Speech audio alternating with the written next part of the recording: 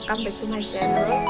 Perkenalkan, nama saya Melis Pastini, NIM 18.032.11.00121 dari Prodi Agribisnis kelas D mata kuliah Ekonomi Sumber Daya Alam.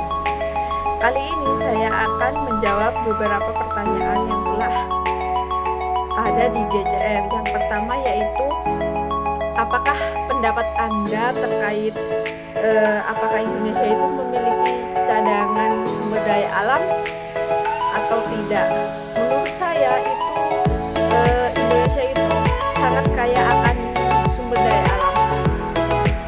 Dikutip dari kompas.com yang saya baca, dari kementerian itu ada beberapa potensi sumber daya alam yang dimiliki oleh Indonesia. Yang pertama yaitu hutan, yang kedua ada lautan, ada minyak bumi, ada gas alam, dan yang terakhir yaitu batu bara. Untuk yang hutan ini, kenapa kok Indonesia memiliki potensi yang sangat besar? Karena Indonesia itu terletak di urutan ketiga dengan memiliki hutan yang sangat luas di seluruh dunia. Tapi dilihat pada zaman sekarang itu hutan di Indonesia itu sudah menipis dan menurun. Kemudian ada lautan. Kenapa Indonesia disebut dengan berpotensi memiliki lautan yang luas? Karena Indonesia sendiri yaitu terkenal dengan negara maritim, di mana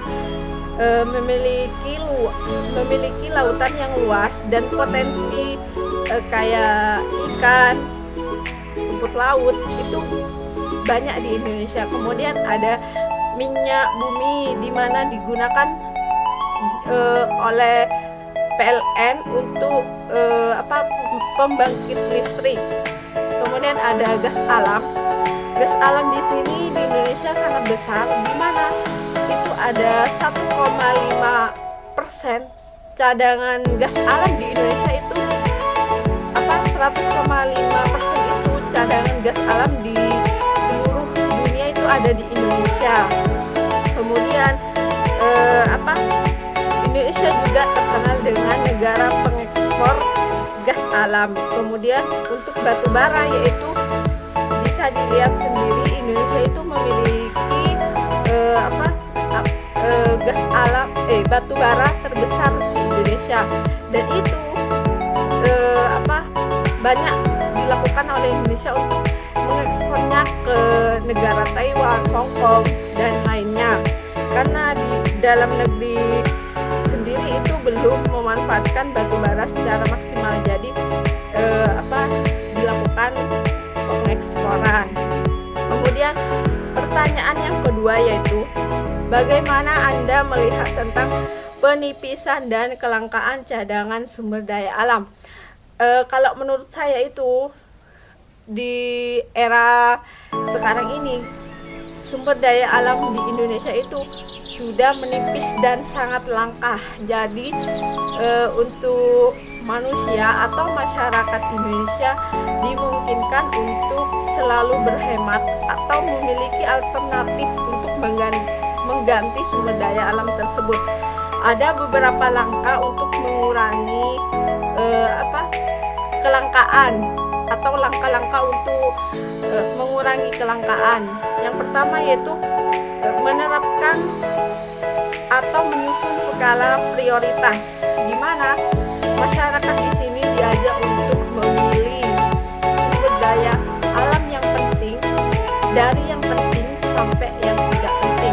Kemudian untuk selanjutnya yaitu menerapkan prinsip ekoefisiensi, di mana manusia itu ditunjuk untuk menggunakan sumber daya alam seefektif mungkin agar kelangkaan tersebut bisa diatasi. Kemudian yang terakhir yaitu menggunakan energi alternatif, di mana di sini manusia diminta untuk berpikir menggantikan sumber daya alam yang tidak ada untuk digantikan, mencari alternatif untuk menggantikan sumber daya alam yang sudah menipis. Pertanyaan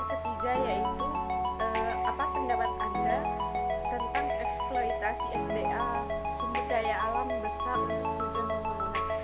Menurut saya itu harus ada kebijakan pemerintah dalam penggunaan sumber daya alam untuk pembangunan, di mana ini akan dipatuhi atau didengar oleh masyarakat atau perusahaan yang memanfaatkan sumber daya alam untuk kebutuhannya, agar tidak ada kelangkaan atau nantinya ada terjadi masalah tentang eksploitasi sumber daya alam, di mana bisa dilihat sekarang itu sumber daya alam sudah menipis, jadi perlu adanya kebijakan dari pemerintah untuk hal tersebut.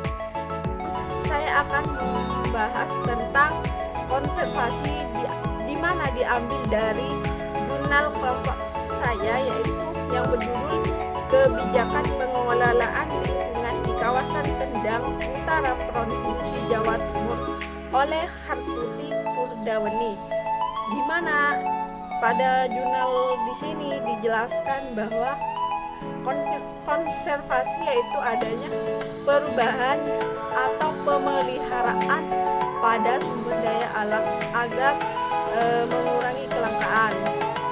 Pada kebijakan pengelolaan di sini yaitu pembangunan lingkungan dengan memanfaatkan sumber daya alam yang ada sehingga mengurangi kelangkaan, dan konservasi pelaksanaan yang program kerjakan oleh pemerintah itu tercapai. Itu saja penjelasan dari saya. Apabila ada salah kata atau kurang lebihnya, mohon maaf. Wabillahi taufiq wal hidayah. Wassalamualaikum.